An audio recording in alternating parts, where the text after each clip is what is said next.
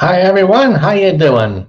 It's time for Financial Advice with Tim, the financial information show that's worth every penny you paid for it. I have at least a two-part episode planned for this subject.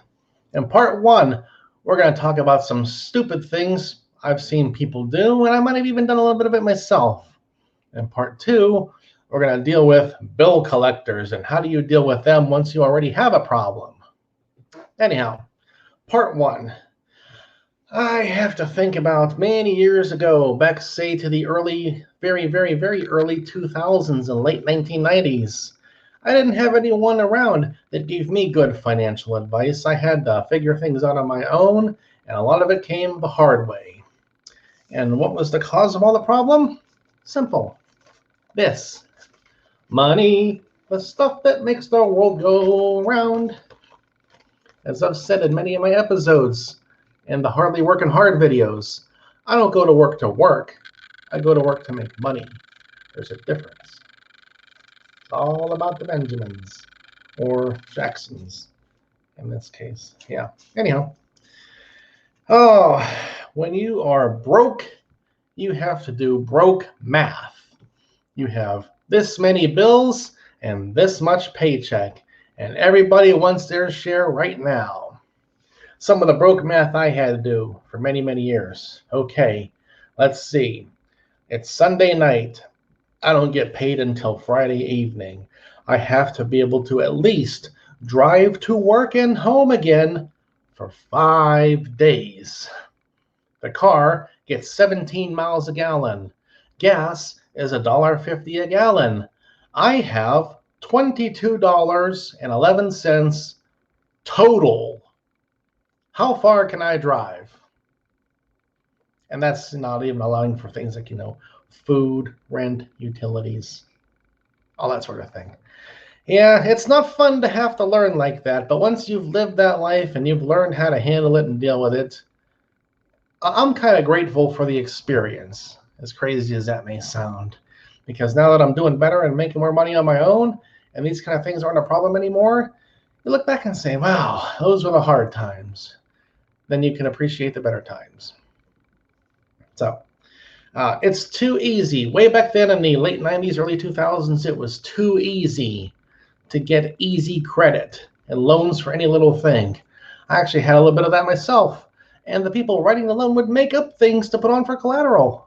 So, okay, well, as long as you know, I don't have this stuff. And, oh, whatever, we'll just write it down, no problem. You know why they don't care? Because they're not the ones who have to deal with getting their payments. They get their money right away. You have to deal with your payments to the office, the main office somewhere. And yeah, I had my problems, learned the hard way, and it wasn't fun. Yeah, but now I'm better off for it. And after the big 2008 crash, banks really tightened down on their easy lending for quite a while. It was a good 4, 5, 6 years before banks were going through that big dip and thinking, hey, we're not making that much money anymore from giving people money for any little thing they want. We have to start loosening our credit standards and give out more loans and get more payments and make more money. And that's what's been happening here the last 4 or 5 years. It's getting too easy again. All you have to do is drive down the street and see the signs. No cash, no credit, no problem. No one gets denied. Easy credit. Sign here. Drive now. Pay later. And it happens. Now, I have seen some other YouTube videos of people making a point about this.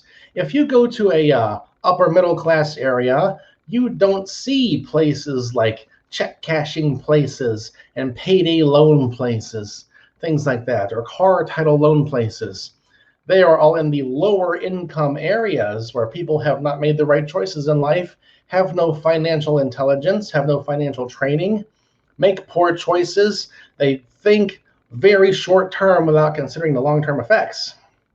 They solve the immediate problem without thinking how long it's going to go on for. And I'm going to give you examples of a few places you should definitely always stay away from, no matter how bad things get. Here's the main part of the episode right now. Number 1 on my list, rent-a-center places. You can go there and rent to own a living room set, a chair, a bed, a refrigerator, a big screen TV. And sign the papers right now and take it home right now, no problem. Hey, the people working in that office, they get their credit for the sale right now. They get their money right now. They are not waiting on you to come back in and hand them $11 every week for the next 4 or 5 years. They don't care about you. They got their sale. They met their quota. They're off on down the road to find the next sucker. You're dealing with another office sending your payments there. And if you ever go into these rent-a-center places, take a calculator if you have to. You can pay one amount of money to take it home and pay for it 100% right now. Or you can make easy payments of $11 a week for 4 years. And making those easy payments means you will pay exactly double the cost of it. Do you want to buy 2 refrigerators and only get 1? No? Why not? That's what you're doing. If you go to a rent-a-center place, there's nothing there that you need so badly it's worth paying twice the price for. So never go to a rent-a-center place, ever. And if you have a contract with one right now, I don't know. Find a way out of it. Pay off the balance and get out of it now. Don't make payments for 3 more years. Number 2, and this is the real big one, payday lender places. Are you short of cash right now? You need money right now to make it to payday? No problem. Come in here. Show us your ID. Show us a W-2 from your previous paycheck, and we'll give you $500 right now. Yeah, that may solve your immediate problem today, but what about next week and next week? I'm just going to make up some numbers here just to make the example. They have ridiculously high interest rates at these places. Some states regulate them, some states don't. But say, for example, hey, you go in there, I need $500 right now. Okay, no problem. Here's your $500 right here. You see it in the window? Right there it is. Sign these papers, and in 2 weeks, you bring us back $525. And then we're all cool. Yeah? Okay, good deal. All right, okay. Yeah, great. Hey, no, you're not thinking about you have to pay back $525. You're thinking about how you are going to get that $500 to solve the immediate problem. Okay, then what about at the end of the week or the next week or whatever it is, when that $525 is due? Yeah, I don't quite have it all. I can't pay it all right now. No problem, man. Here, we'll stretch your loan out 2 more weeks. No problem. $550. We're all good. Okay, got out of that problem. I'm good. You go off, live your life, do your job, pay your bills, do whatever for 2 weeks. 2 weeks comes around. Well, you know what, man? I don't have $550. I didn't have $500. I didn't have $525. I really don't have $550. You go back in and see me, and yeah, I still quite don't have $550 here, man. How am I going to handle this? Hey, no problem. We did it before. We do it again. 2 more weeks, you bring us back $575. And this is how it goes. It rolls up and goes and goes and goes.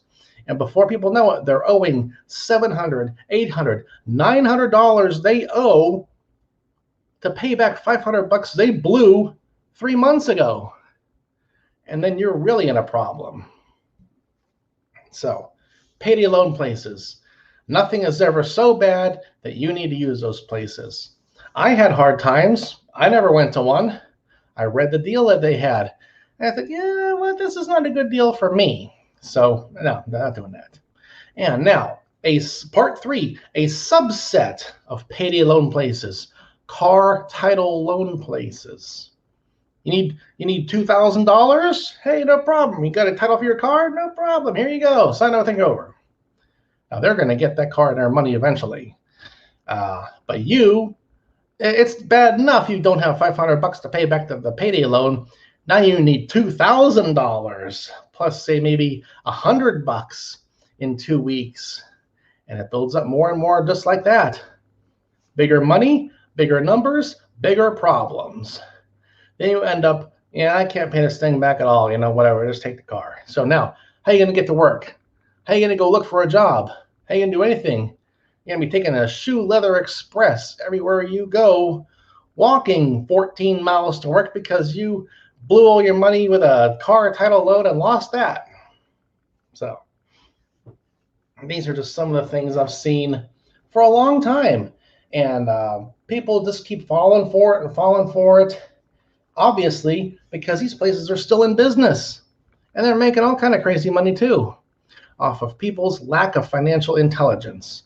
Now, I've watched a lot of videos on YouTube. I've seen a lot of the Dave Ramsey videos, and it's great if you have his kind of money to do the stuff he tells you to do, but not everyone has that kind of money. Darn a few people do, really. So you got to think about these things yourself and don't get yourself bogged down in these problems in the first place. Have you ever checked your credit report?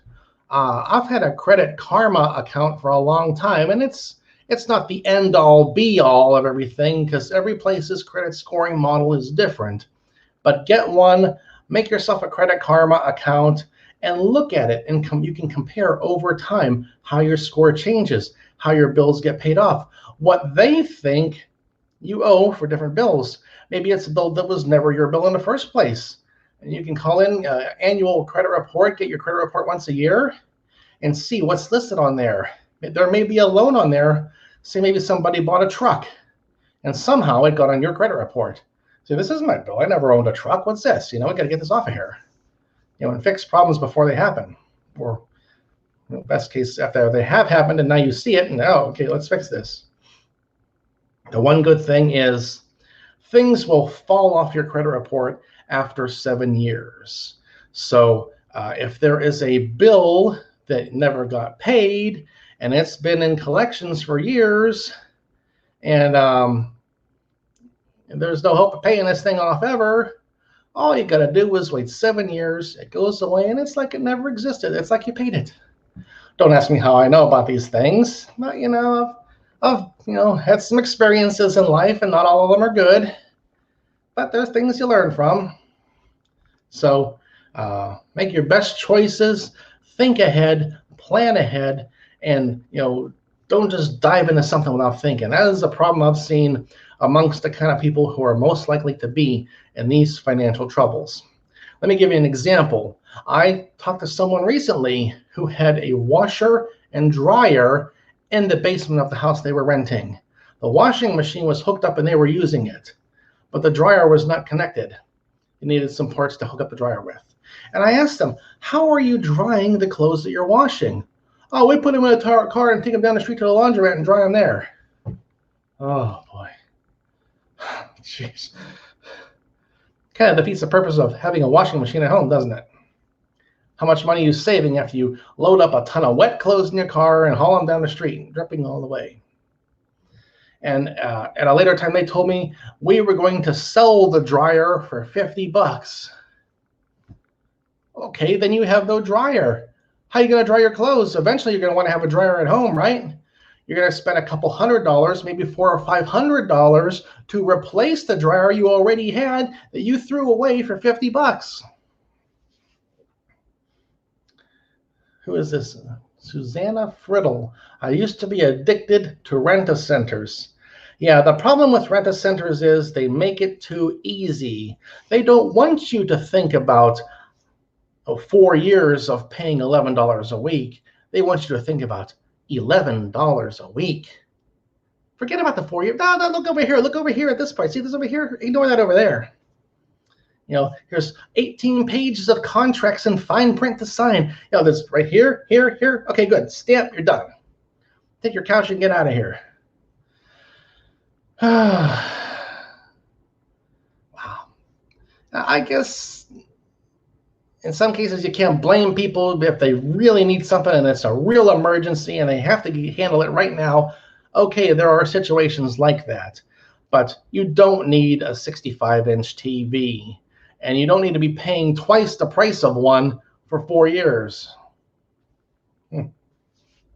So these are things to watch out for. Think ahead and plan ahead. And if you do some research online on YouTube here, look up financial information. Look up Dave Ramsey. Look up payday loan places. Watch a lot of videos. Read the articles about these kind of things. Be prepared for it. Know what you're getting into before you get into it. Well, okay, I'll stop at after the next part here. Credit Karma, I already mentioned it once, Credit Karma and having your annual credit report. Now, for many years, I ignored the idea of my credit score and credit report. And once I started looking into it, say maybe around 2008 or 9 or so, I saw how bad it was. And I thought, well, everything is so bad, there's no point in paying these bills now because what little I could afford to pay ain't going to make a difference anyhow. Yeah, that's when you get into the situation of using that 7-year rule for certain things to time out and fall off and kind of go away. And then, hey, I don't have that problem anymore. Yeah, well, it took 7 years. I'm not saying that's a good idea, but you got to do what you got to do in some cases. So, oh boy. Yeah, money is a good thing if handled properly, and it can sure cause a lot of problems when you do it wrong. Okay, that's all for this episode, part 1 of Financial Advice with Tim. Coming soon in part 2, dealing with the bill collectors. You have a problem. How are you going to handle it? What are they going to say to you? Come back for the next episode and you'll see what I have to say about that.